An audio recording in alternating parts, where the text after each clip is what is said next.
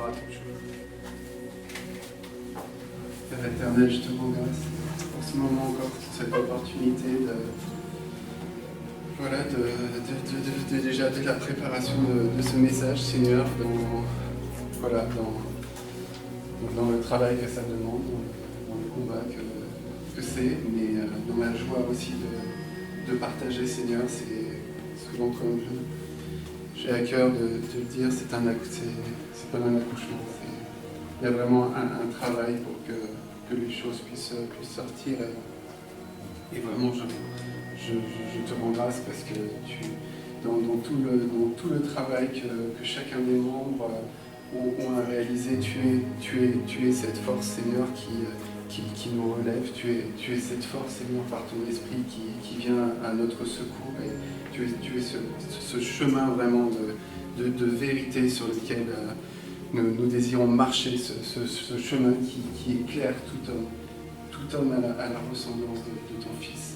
Vraiment, je te rends grâce. Je te rends grâce, Père. Merci pour ta parole. Merci pour ce trésor qu'on ne prend même pas conscience de tellement sa valeur est grande. Merci, Père. Amen. Amen. Alors, je vais continuer. Alors, la dernière fois, vous vous souvenez, c'était sur os de mes os. Hein. Voilà, je vous lisais Genèse 23. L'Adam qui dit cette fois, celle qui est os de mes os et chair de ma chair. Et je continuais de vous faire donc le parallèle entre Christ et son épouse. Je vous parlais aussi des armes de l'ennemi, justement, qui combattent cette relation os-os, j'ai envie de dire. Donc qui combat en fait vraiment la stature, ce qui tient le corps, l'unité du corps. Qui combat aussi la préparation de l'épouse à être vraiment à ce qui est la révélation de cet os de ses os. Je vous lisais le proverbe 14, donc, qui nous enseigne donc, notamment que la jalousie et l'envie sont la carie des os. Donc l'envie et la jalousie dans le corps de Christ vont vraiment agir comme une pourriture en fait, qui va se développer. Si on la laisse, si elle n'est pas traitée tout de suite, elle va s'étendre petit à petit et peut-être qu'un membre du corps va à un moment se détacher du corps à cause c'est une puissance, à cause de cette puissance-là. Et donc il y a vraiment donc attention à ce qui se... Tout à l'heure on parlait de la puissance de la parole, attention à ce qui se dit et ce qui se fait donc aussi dans le corps de Christ. L'envie et la jalousie, oui, attention à ça. Et je vous parlais aussi du proverbe 17, 22, qui nous enseigne aussi que le découragement mine vraiment comme un mineur, quoi, qui va taper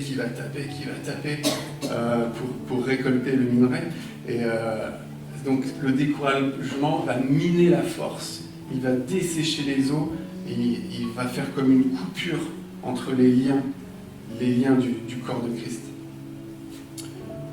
Donc l'importance aussi d'être attentif à ceux qui sont découragés, qui est vraiment que le Seigneur envoie des personnes bienveillantes, des personnes qui ont des mots vraiment qui viennent du Seigneur, qui ont la compassion et la sagesse du Seigneur, et les encouragements du Seigneur vraiment pour les relever, pour qu'ils restent dans le corps, quoi.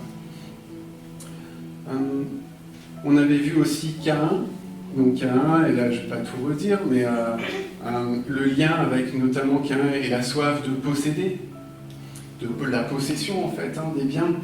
Donc ce mécanisme en fait qui se met en place lorsqu'on pêche, il y a un vide qui se crée, on a envie de remplir ce vide-là par souvent le fait de posséder, on a besoin, on est des vases, on n'oublie pas, on est des vases, donc on a besoin d'être rempli de quelque chose, quoi.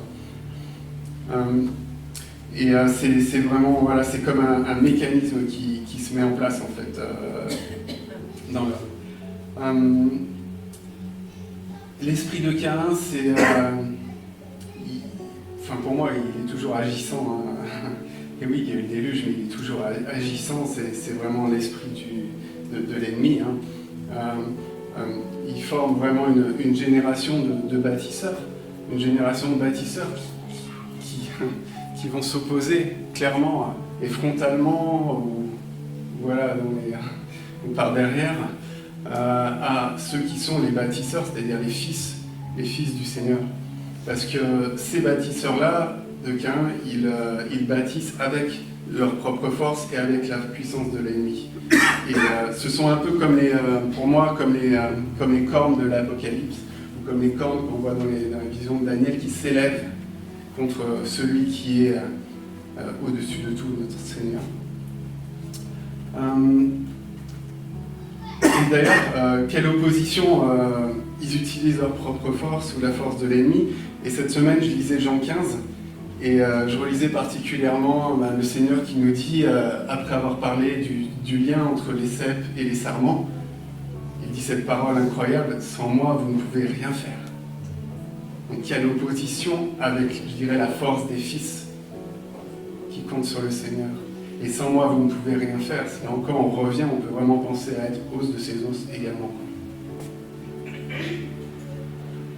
Donc je terminais aussi la dernière fois par les os de Joseph qui ont été sortis d'Égypte, sortis du lieu d'esclavage pour entrer à Sichem, donc dans l'épaule, dans le dos en général. Sichem veut dire épaule et dos en général. Et c'est comme une révélation pour nous, vraiment que Joseph a été et encore maintenant dans le Messie, dans le corps du Seigneur. Tout comme les os d'ailleurs du roi Saül, et ça je vous avais dit ma surprise par rapport à ça, et puis aussi de Jonathan bien sûr, qui ont été déterrés ces os-là de Jabès, donc du lieu de la terre desséchée. Jabès veut dire lieu sec et desséché. Mais qui par l'intervention vraiment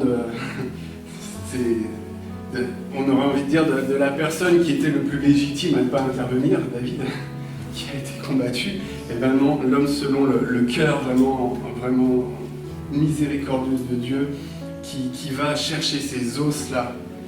Celui qui l'a tant combattu, il va chercher ces os-là et il va les enterrer après à Tsela, c'est-à-dire dans la côte, dans le lieu de la côte, du côté, comme du côté de l'Adam. Donc voilà, magnifique. Et après, c'est venu une chose dans la voiture, il y a une dizaine de jours, j'étais en train de conduire et puis d'un coup j'ai pensé lieu du crâne Golgotha, j'ai fait « Ah non, mais oui, bien sûr !» Mais bien sûr, là aussi, merci Seigneur. Alors il y a plusieurs interprétations par rapport à Golgotha. Il y en a qui disent que cette colline-là s'appelle comme ça parce qu'elle a la forme d'un crâne. Oui, certainement. Il y a la tradition juive aussi qui l'appelle comme ça parce que cette colline en fait serait le lieu sur lequel le crâne d'Adam a été retrouvé. Ok, peut-être. Voilà. Mais quel sens alors, si cela est vrai, quel sens incroyable ça veut dire que notre Seigneur, celui qui est la tête du corps, est mort sur le lieu du crâne, de la tête, à l'endroit où le dernier Adam, où on a retrouvé le crâne du premier Adam. Donc le dernier Adam étant aussi mort au même endroit. Donc magnifique. Après vous avoir parlé des os, donc aujourd'hui on va continuer. C'est pas les os cette fois-ci, c'est la corne. C'est la corne et notamment la corne du bélier. De cette corne d'ailleurs sont fabriqués depuis des siècles et des siècles, des millénaires, le chauffard. Je ne sais pas si vous savez ce que c'est la grande corne de bélier dans laquelle on souffle. Voilà, c'est vraiment le chauffard est utilisé vraiment pour rythmer en fait complètement la vie du peuple hébreu, aussi bien dans les festivités, dans les fêtes, dans les combats aussi, comme à Jéricho où le chauffard a été utilisé pour en faire tomber les murailles, les levées de camp aussi dans le désert, lorsqu'ils vivaient dans le désert, les annonces aussi des prophètes, qui annoncent comme au son la parole de l'Éternel au son du chauffard. Donc vraiment, on voit partout dans la parole, dans les Écritures, ce chauffard-là est vraiment présent de partout, quoi. C'est incroyable. J'ai envie de dire, ce message, il est vraiment à propos, il tombe à pic, parce qu'en fait, la semaine dernière, donc c'était Yom Kippour, donc le jour pour le peuple juif, le jour du grand pardon, le jour de l'expiation. Et c'est un jour de jeûne pour ce peuple. C'est un jour où tous les adultes spirituellement, donc je dirais vers 12-13 ans, ça dépend des filles et des garçons, mais vers 12-13 ans, donc le peuple adulte va vraiment va s'unir, va se placer devant le Seigneur, va remettre sa vie en conformité vraiment avec la parole et demander pardon pour les péchés qu'il a commis durant l'année, quoi. Donc c'est vraiment c'est vraiment se remettre en conformité, je dirais, par rapport à l'enseignement des Écritures, donc à la Torah. Et cette fête se termine par le son du chauffard, quoi. Voilà. Donc je vais vous parler un petit peu, voilà, de la corne, notamment, premièrement, j'ai envie de dire, juste ce psaume, déjà, voilà, c'est incroyable. Ce psaume, c'est le psaume 89 au verset 16.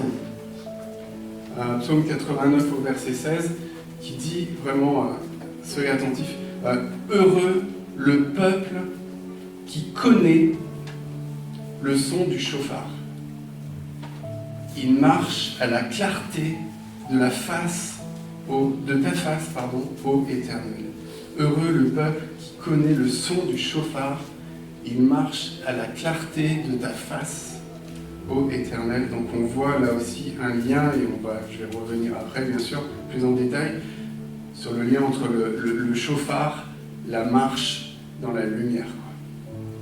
Et le verset suivant dit, « Il se réjouit sans cesse de ton nom ». Donc on parlait de reconnaissance, là on est pleinement dedans.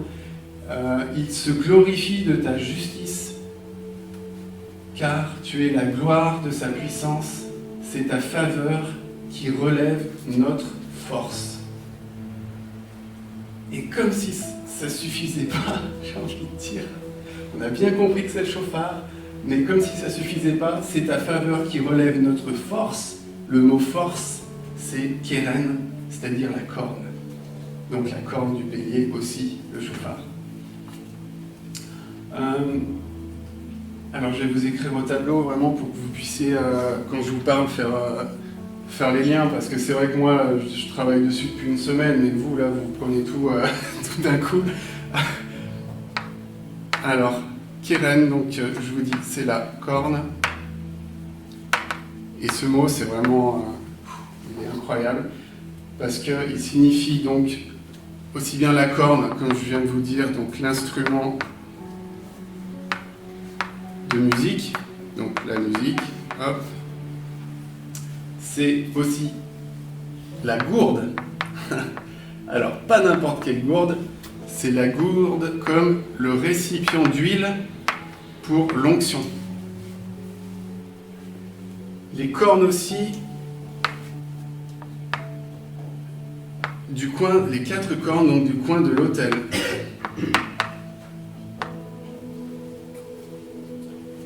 Magnifique, je vous disais qu'il y avait de la lumière. Eh bien, ce sont les rayons de lumière. Et enfin, la colline et le couteau.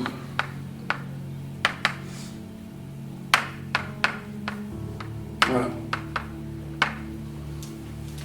Et d'ailleurs, je vais le mettre, ça m'évitera de le réécrire. L'origine de ce mot, c'est Karan. Voilà, parce que j'en parle après. Alors, donc, on va tout de suite passer à la colline et au couteau. C'est la première fois où on trouve le mot corne, le mot kéren, donc dans les Écritures. C'est toujours important de voir où on trouve le mot pour la première fois, comme je vous avais dit pour le Réchit. Donc, il s'agit donc du moment où en fait le Seigneur met à l'épreuve Abraham et lui demande d'offrir son fils unique, donc Isaac. Et comme nous savons, bien sûr, ça préfigure complètement Jésus-Christ, notre Seigneur, et ce qu'il a accompli pour nous. Donc je vais vous lire ce passage-là de la parole. Donc c'est le Genèse 22, verset 9, jusqu'à... enfin c'est plus long, mais là on va pas tout lire, on va lire de 9 à 14. Lorsqu'ils furent arrivés au lieu que Dieu lui avait dit, Abraham y leva un autel et rangea le bois. Il lia son fils Isaac, donc il lie son fils, il l'attache, et le mit sur l'autel par-dessus le bois. Donc le fils est lié sur le bois. Voilà la référence. Puis Abraham étendit la main, prit le couteau pour égorger son fils. Alors l'ange de l'Éternel l'appela des cieux et dit, Abraham, Abraham, et il répondit, me voici. L'ange dit, n'avance pas ta main sur l'enfant et ne lui fais rien, car je sais maintenant que tu crains Dieu et que tu ne m'as pas refusé ton fils, ton unique. Abraham leva les yeux et vit derrière lui un bélier, retenu dans un buisson par les cornes. Donc, cornes, c'est là qu'on voit la première fois Kéren. Et Abraham alla prendre le bélier et l'offrit en holocauste à la place de son fils. Abraham donna à ce lieu le nom de Jéhovah Jireh, ce qui signifie l'Éternel a pourvu. Donc c'est pourquoi l'on dit aujourd'hui à la montagne de l'Éternel, il sera pourvu. Amen. Donc notre Seigneur Jésus-Christ s'est offert à la croix pour nos péchés et comme je vous en ai déjà parlé, plus largement aussi pour la restauration vraiment de l'univers, de tout ce que le péché a pu atteindre. Donc dans la terre comme dans les cieux. Ici, on voit le bélier, à savoir vraiment Jésus-Christ n'a pas fait usage de sa force. Il n'a pas fait usage de ses cornes. Car, nous dit la parole, quand Christ était à la croix, il aurait pu prier le Père et il y aurait des milliers et des milliers d'anges qui auraient pu venir à son secours, à la croix, pour lui éviter ce calvaire-là. Il lui suffisait de le demander. Il aurait pu utiliser la force de ses cornes en tant que roi, venant d'un royaume supérieur au royaume qui est terrestre. Il aurait pu sortir du buisson d'épines, mais il ne l'a pas fait. Ce buisson d'épines, ça signifie, l'origine, ça signifie entrelacé. Et quand j'ai lu ça, j'ai tout de suite pensé à la couronne d'épines. La couronne d'épines qui est entrelacée. La couronne de malédiction que le Seigneur a accepté qu'on lui mette sur la tête. Il a accepté de la porter pour nous. Pour que nous soyons restaurés, rétablis. Non plus maudits, mais bénis. Et il a accepté cette malédiction, il a accepté de se laisser lier sur le bois, comme Abraham avait commencé de le faire pour son fils, et après a lié le bélier à la place de son fils. On voit plusieurs fois dans les Écritures la signification de la corne. La corne, elle représente des rois, la corne représente des royaumes. Alors, ce sont des cornes un peu particulières, parce qu'elles ont des yeux, elles ont des bouches. Et les yeux des cornes, la parole nous dit que ce sont les esprits des cornes. Et donc ces cornes parlent. Donc la corne est complètement en lien avec l'esprit et avec la parole. Il y a des cornes, et elles sont particulières aussi parce qu'elles ont sur leur tête. On voit ça dans les Écritures, elles ont souvent des diadèmes. Les cornes portent à leur extrémité, je pense, ou c'est enfilé sur la corne, je ne sais pas. elles portent des diadèmes, donc des couronnes. Donc ce sont vraiment des réalités spirituelles. Quand le Seigneur a accepté qu'on lui mette cette couronne d'épines sur la tête, il savait très bien ce qui se passait. C'était pas juste pour se moquer de lui. Pour lui dire, oui, c'est toi le roi des Juifs. Tant tu vas voir, on est plus fort que toi. On est des cornes qui allons s'élever contre toi, qui allons te mettre à terre. On va te montrer de qui nous servons. Que notre royaume est plus fort que le tien. Tu dis que tu es roi d'un autre royaume, tu vas voir que notre royaume est plus fort que le tien.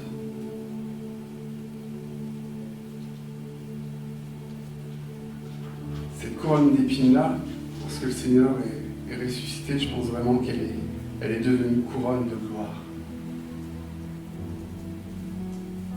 Parce que par son sacrifice, une multitude d'hommes et de femmes de toute nation, pas seulement le peuple juif, mais de toute nation, a été trouvé digne, parce que lui a été trouvé digne, parce qu'il a sauvé toutes ces personnes, il a été trouvé digne de recevoir puissance, honneur et gloire.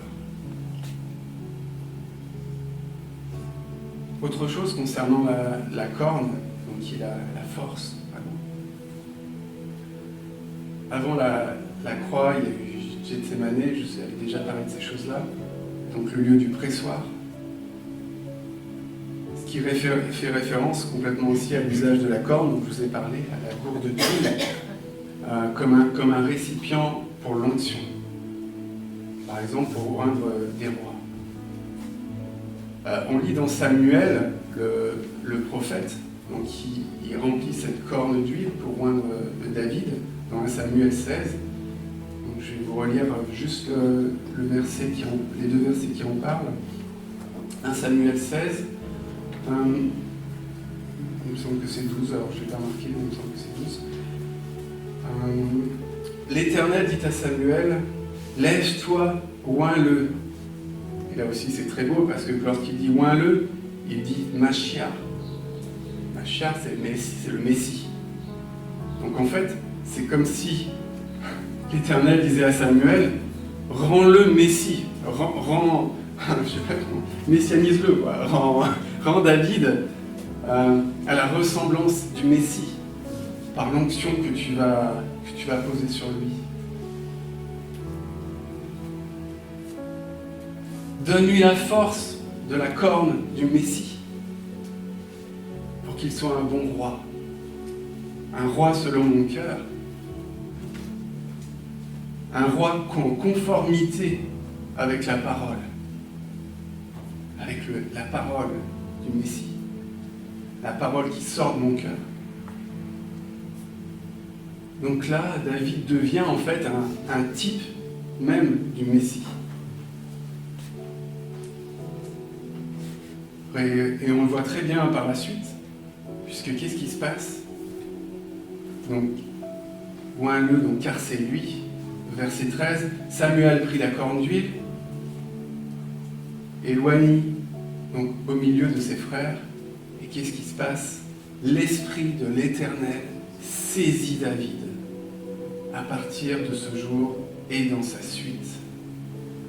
Donc, je dirais l'expression du Messie au travers de David est lancée, et paraît en fait, et saisi, le mot saisi ici, ça veut dire avancer. Donc ça le fait avancer. Il reçoit l'Esprit pour le faire avancer. Ça veut dire aussi grandir et prospérer. Voilà, pour que David avance, apprenne vraiment, comme chacun de nous qui avons reçu de son esprit.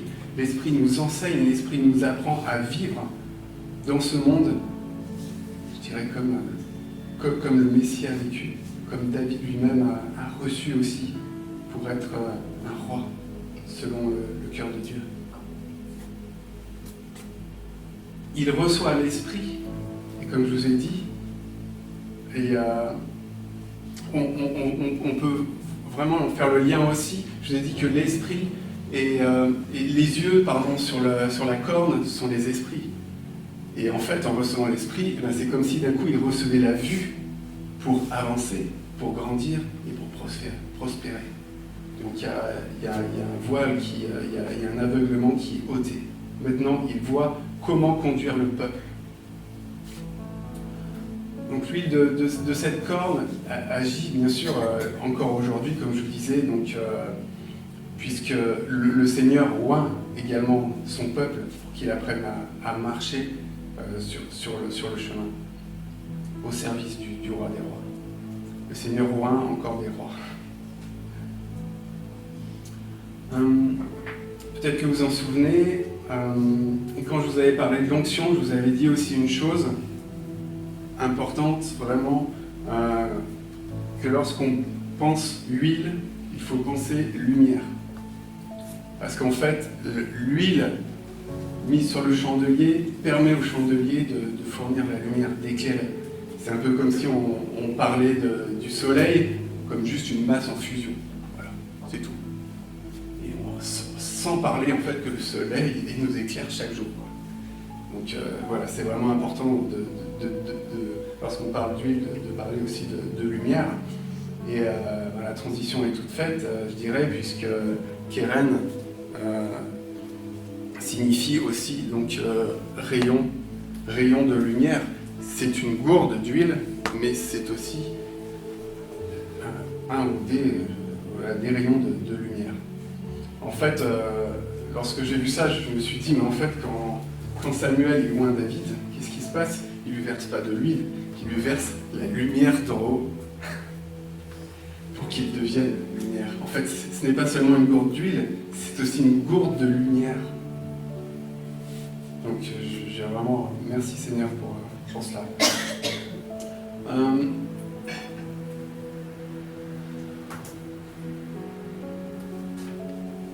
On va continuer avec l'origine donc, de la corne. Comme je l'ai écrit, c'est Karan. Alors, Karan, il se trouve avec... Alors, là aussi, on reste dans la lumière. Karan, ça signifie envoyer des rayons de lumière. Voilà. Donc vraiment, David est devenu un enfant, un roi de lumière. Et tous ceux qui reçoivent l'onction le deviennent aussi en tant que fils.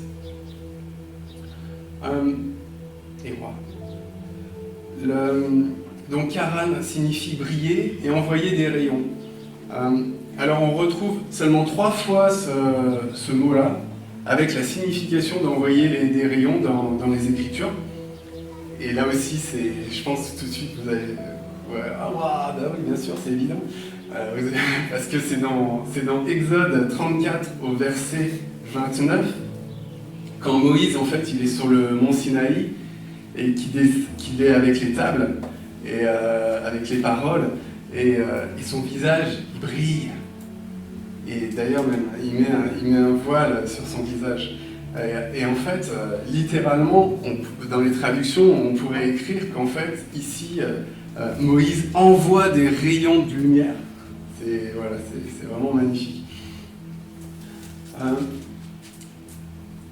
Mais juste avant, je vais vous lire en fait ce qui est dit. Alors, on va lire, donc prenez vos Bibles, donc Exode 34. Je vais juste vous lire le verset 27, parce que là aussi c'est important de noter une chose. Donc l'Éternel dit à Moïse, « Écris ces paroles, car c'est conformément à ces paroles que je traite alliance avec toi et avec Israël. » Il y a un mot qui est très très important, tous sont importants, mais celui-là m'a particulièrement parlé, c'est le mot « conformément ». L'Éternel dit à Moïse, donc en Exode 34, 27, « Écris ces paroles, car c'est conformément à ces paroles que je traite alliance avec toi et avec Israël. » La conformité. Conformément, c'est, en hébreu, c'est alors en phonétique, c'est P-E-H. C'est la bouche, d'où sort la parole. C'est aussi autre chose. On oui, tout à l'heure, alors j'arrive plus à ça, mais tout à l'heure, oui, on en a parlé du fleuve. On a parlé d'un fleuve, non? Ou c'est moi qui ai eu cette pensée-là? Je ne sais plus. Le mot, conformément, il est donc, c'est la bouche, mais c'est aussi l'ouverture d'un puits, et c'est un fleuve. C'est une embouchure, c'est une ouverture. Donc en fait, quand il est écrit conformément à ces paroles, je dirais vraiment que le Seigneur, suite à ce qui s'est passé avec le veau d'or juste avant, donne une réponse au peuple pour que le peuple se remette en conformité avec la parole. C'est-à-dire, comme il ouvre, pour moi vraiment, il fait une ouverture dans les cieux pour que le peuple reçoive la parole, et c'est comme le fleuve, et le mot fleuve veut dire rayonner aussi. Donc c'est vraiment en fait la parole pour moi qui va descendre, il va avoir l'ouverture comme un fleuve, la parole comme un fleuve va venir et va descendre pour ramener le peuple, et en plus il utilise Moïse, enfin il se sert de Moïse, est d'accord, hein. J'aime pas son mot utilisé, mais bon, Moïse est d'accord bien sûr de suivre l'Éternel, et il se sert donc d'un prophète. C'est vraiment le rôle des prophètes aussi, vraiment de ramener, de déclarer pour ramener le peuple sur le bon chemin et sur le chemin du Seigneur. Et vraiment cette ouverture, spirituellement pour moi, c'est vraiment, il y a une ouverture par la parole, et il y a une ouverture dans la conformité entre cieux et terre. C'est une ouverture dans la conformité, et il y a comme une ouverture qui se fait par la parole. Il y a un puits qui est ouvert, il y a un fleuve qui coule et qui amène la lumière du céleste au terrestre. Pour que toute chose soit inondée ici-bas. Comme j'aime le dire, pour que tout ce qui est terrestre soit de même nature que le céleste et que les deux deviennent un. Donc quand Moïse reçoit ces paroles des cieux, c'est pour que tout ce qui est terrestre soit en conformité, pour que ça coule d'en haut et que ce soit en conformité avec ce qui est terrestre. Et j'ai envie de te dire, c'est combien cet acte est aussi prophétique. Parce qu'il reçoit la parole élevée, la parole en haut, la parole du haut de la montagne, du lieu élevé.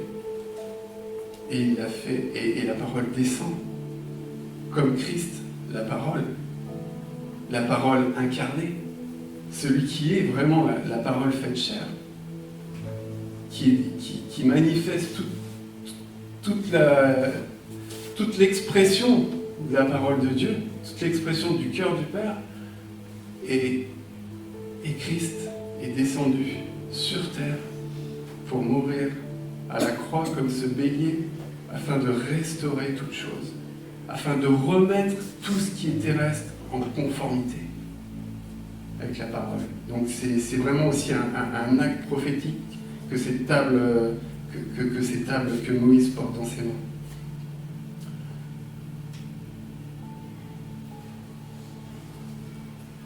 Donc enfin je vais pouvoir vous lire en fait ces versets. C'est vrai que je suis un peu voilà.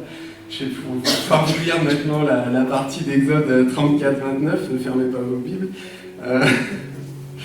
Donc Exode 34 verset 29, où on voit, vous vous souvenez juste un petit peu avant, voilà, je reviens, mais 3 fois Kéran, et il est que là. Et on le voit 3 fois, c'est à ce niveau-là, je vais vous le dire après à chaque fois. Moïse est descendu de la montagne du Sinaï, ayant les 2 tables du témoignage dans sa main. En descendant de la montagne, il ne savait pas que la peau de son visage rayonnait. Donc là, c'est Kéran. Voilà, il envoie des rayons. Parce qu'il avait parlé avec l'Éternel. Moïse rayonne parce qu'il a reçu les paroles de l'Éternel. Verset 30. Aaron et tous les enfants d'Israël regardèrent Moïse, et voici la peau de son visage rayonnait, donc encore une fois Kéran, et il craignait de s'approcher de lui. Oui. parole inspire la crainte. Moïse les appela, Aaron donc, et tous les principaux de l'assemblée vinrent auprès de lui, et il leur parla. Après cela, tous les enfants d'Israël s'approchèrent, et il leur donna tous les ordres qu'il avait reçus de l'Éternel sur la montagne de Sinaï. Lorsque Moïse eut achevé de leur parler, il mit un voile sur son visage. Quand Moïse entrait donc devant l'Éternel pour lui parler, il ôtait le voile jusqu'à ce qu'il sortît. Et quand il sortait, il disait aux enfants d'Israël ce qui lui avait été ordonné. Les enfants d'Israël regardaient le visage de Moïse, et voyant que la peau de son visage rayonnait, donc encore une fois Charan, et Moïse remettait le voile sur son visage jusqu'à ce qu'il entrât pour parler avec l'Éternel. Petite parenthèse sur le mot peau et le mot lumière en hébreu. Alors, ces deux mots, peau et lumière, ils ont 3 lettres. Il y en a 2 qui sont exactement les mêmes. Il n'y a que la première qui change, en fait. Vous mettez un aleph en premier, donc le aleph, c'est comme pour nous la lettre A ou l'alpha. Donc vous mettez le aleph, ça devient la lumière. Et puis, donc le aleph, ce qu'il faut comprendre, c'est que c'est la lettre du Père, c'est la lettre du Abba. Abba, Père, ça commence par le aleph. Et si vous mettez un Ain, donc c'est une autre lettre, eh bien, en premier, donc, la lumière devient en fait le mot peau.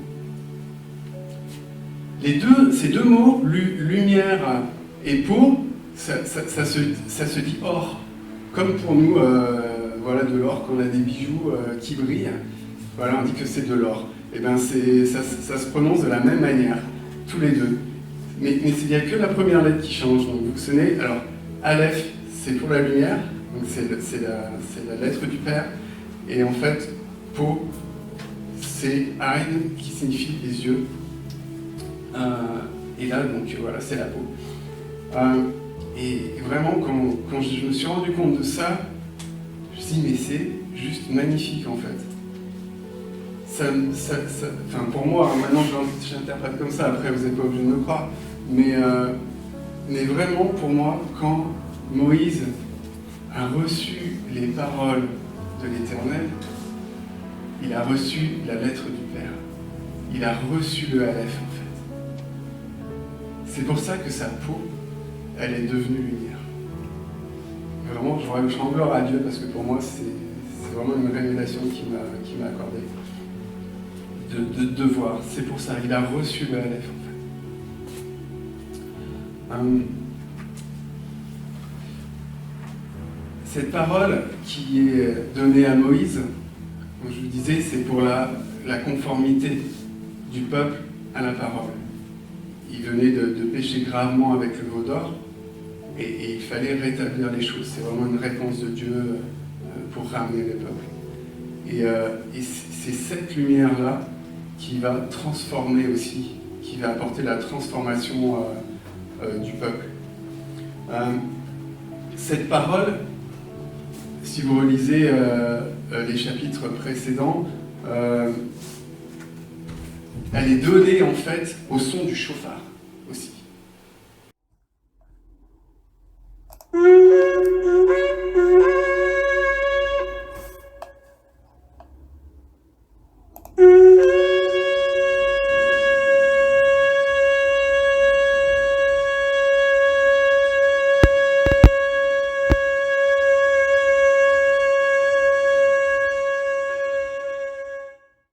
Il y a un bruit vraiment assourdissant, c'est vraiment très insistant lorsqu'il dit que le chauffard, il soufflait autant qu'il pouvait dedans, c'était un bruit comme du tonnerre, quoi.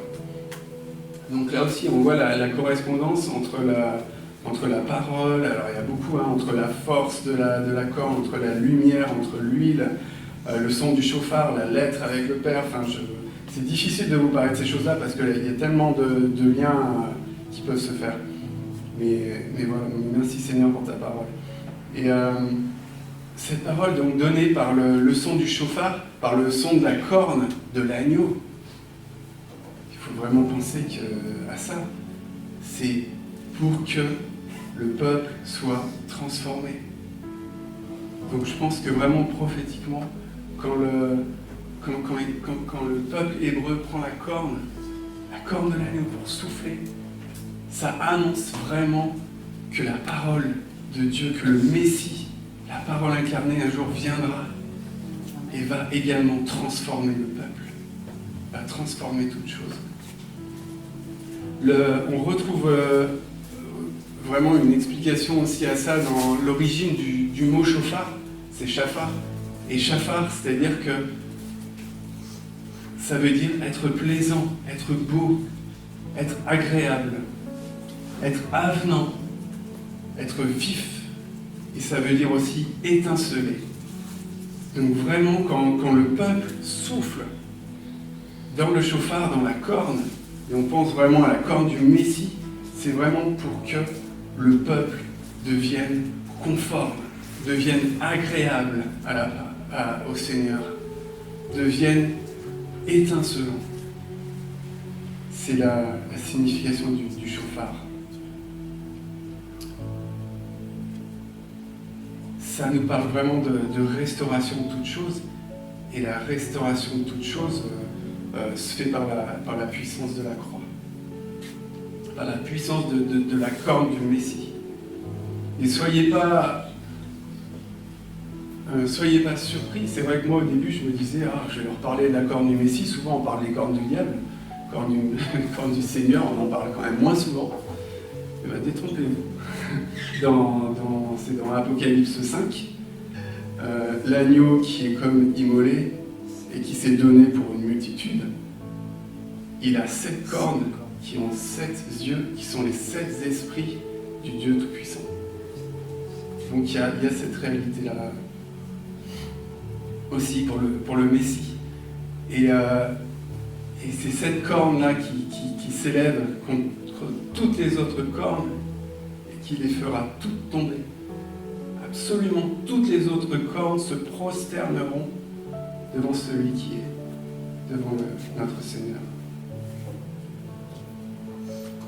Il y a vraiment Maintenant, lorsque je lis 1 Corinthiens 15 au verset 49, je vais finir par là, ça me fait vraiment penser à cette puissance vraiment de la croix, cette puissance qui, comme il est dit, engloutit la mort dans la victoire. Je vais vous lire 1 Corinthiens 15, 49 et pensez vraiment à cette puissance de restauration à la croix qui a été acquise parce que l'agneau immolé s'est laissé prendre pour que toute chose redevienne semblable et en conformité à sa parole. Donc je vais vous lire 1 Corinthiens 15, 49 jusqu'à 54.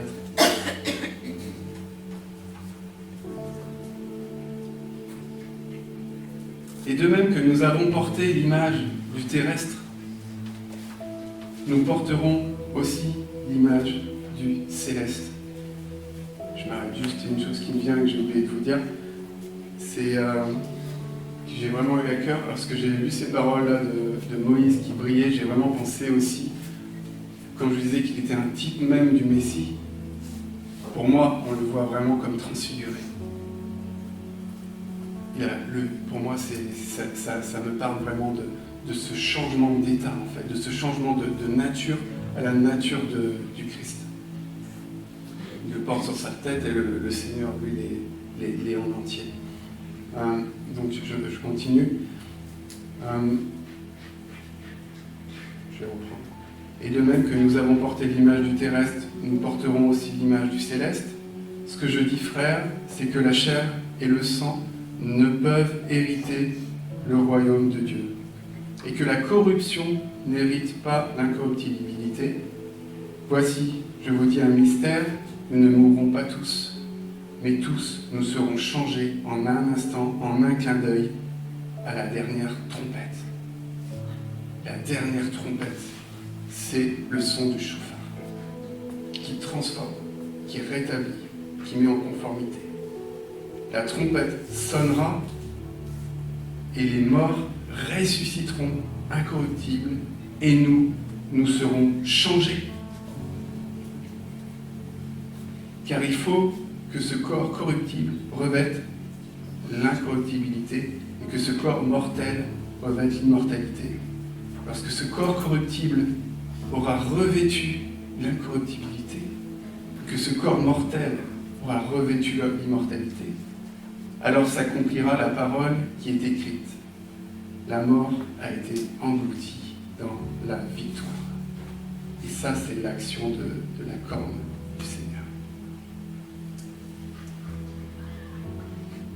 Aucune corne, aucun roi, aucun royaume ne peut combattre, s'élever et vaincre devant l'agneau immolé, devant l'agneau d'Apocalypse 5, qui a les 7 cornes et les 7 yeux, qui sont les 7 esprits de Dieu.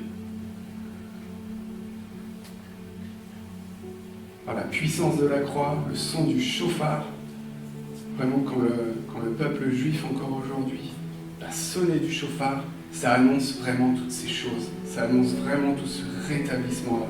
Alors ils n'en ont pas pleinement conscience, tous, mais de plus en plus.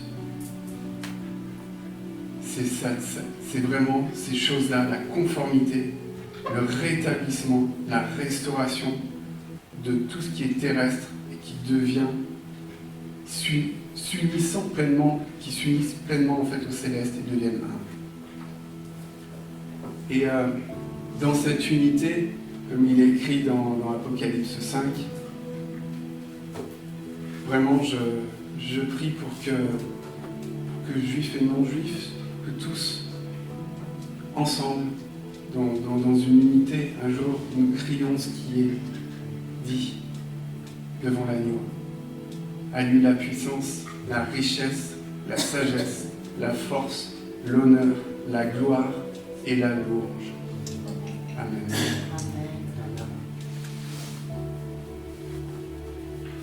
Voilà, Père, merci.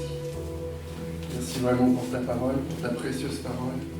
Je te rends grâce vraiment. Et voilà.